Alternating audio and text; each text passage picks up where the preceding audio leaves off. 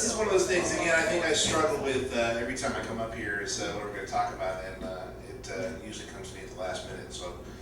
about the last minute of what I'm talking about, it should come to me, so bear with me. But,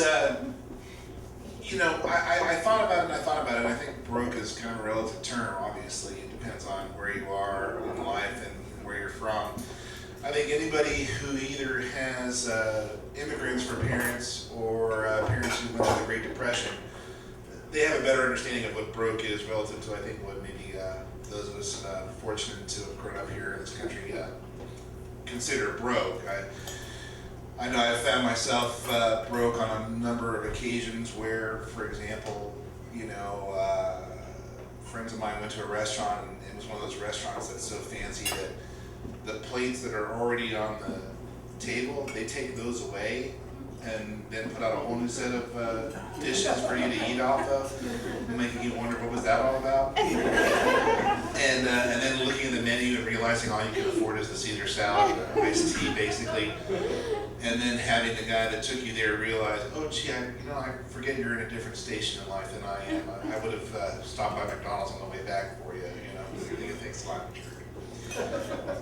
Anyway, and certainly, you know, I mean, I found myself, again, I think we're going to hear a lot of things about people being unemployed or whatever, and, you know, I know that I found myself unemployed in Denver and living above my landlords and trying to sneak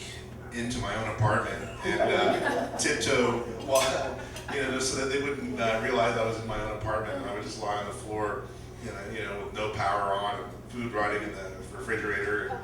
wondering when, you know, the unemployment check's going to show up before that happens and stuff, before they're, you know,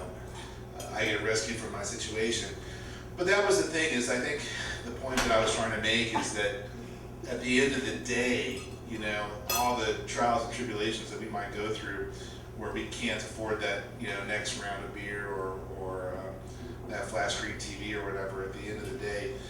you know, there are people around this country and around the world who are really broke, and yet at the same time they don't seem to know it. And it's not out of ignorance necessarily, but it's simply out of